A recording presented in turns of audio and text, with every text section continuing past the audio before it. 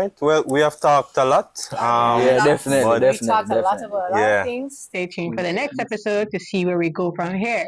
But guys, we're going to welcome our esteemed guest, Miss Stephanie Marley, to our panel. All right, let's shuffle over a little bit, make room for her.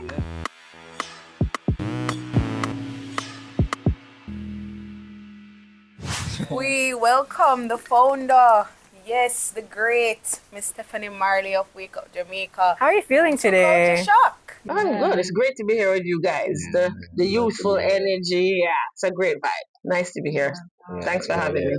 Yeah, I just want to take the time out to remind the viewers that she's the one responsible for all of this, you know? We wouldn't be here without her. We wouldn't be here without her. He's the one who's responsible because these university students contacted me so that we could make space for this youthful discussion that not just affect current generation, but is for us to reach Everyone. Yeah, definitely.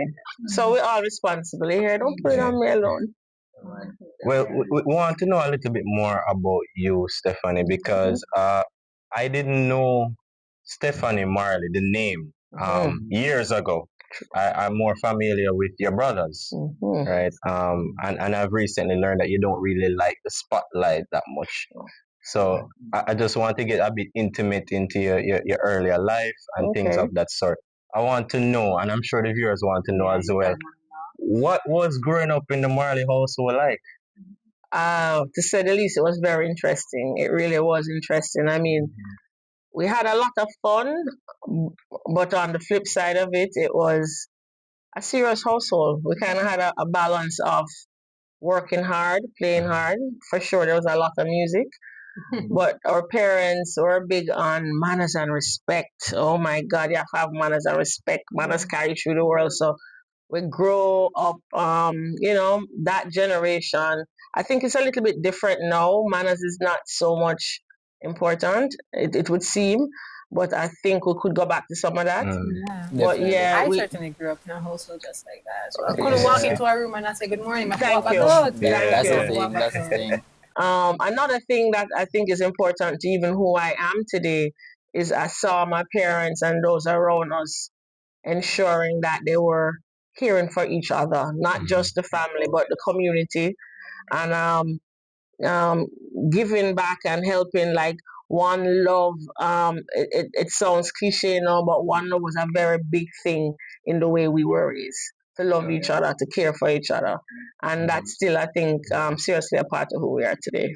Okay, love that, love that, love that. I want to know a bit more about your career life, right? So, why did you choose to pursue a career in psychology instead of going the music route like your siblings? Some of your Right. siblings. Yeah, so you did your research. I am a counseling psychologist, a practice therapist, and not doing music was kind of a no-brainer for me because it was weird seeing everybody, my parents, all of my older brothers and sisters in music. So you wanted to do something different? Definitely, yeah. It was a no-brainer.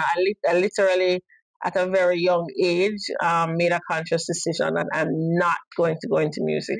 And then I Really? think psychology chose me. Yeah, because that is something very much innate. I think I was doing lay counseling from I was in prep school. My friends would always come to me with the problems. While I was running up and down, You understand? Seriously.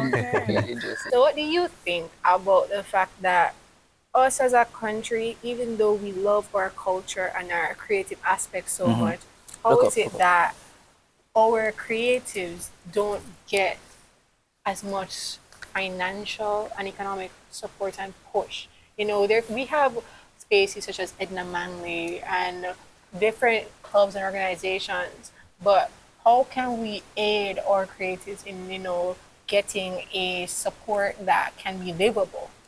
Yeah.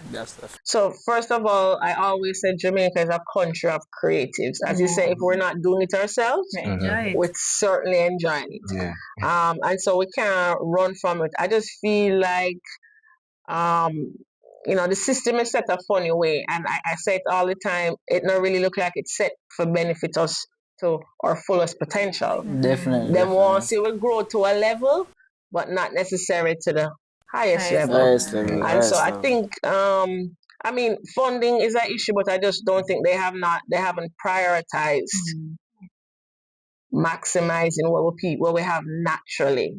They haven't prioritized it because there are other things. I can't even find what these other things are because it's not with healthcare, it's not with education. That's true. They have prioritized selling off the island. I agree. Let's agree. I saw where it was saying that a big aspect of Wake Up Jamaica's mandate is to offer the average citizen like us means to get involved and to become informed about the happening in Jamaica. Right. All right, especially with current conversations about becoming a republic, CCJ type things.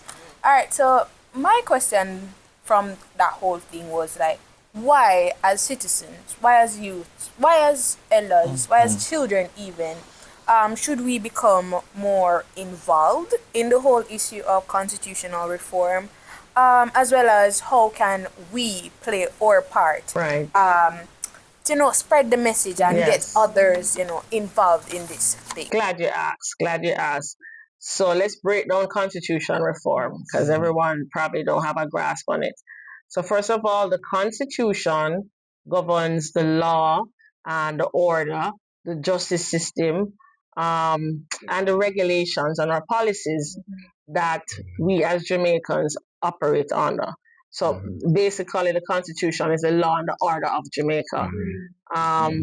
The current government has decided to remove King Charles as the head of state. So if you never know, the King of England is still the head of state of Jamaica. He is. All right, so they're ready to move him, and I think it's a good thing. But I think we can't just stop there.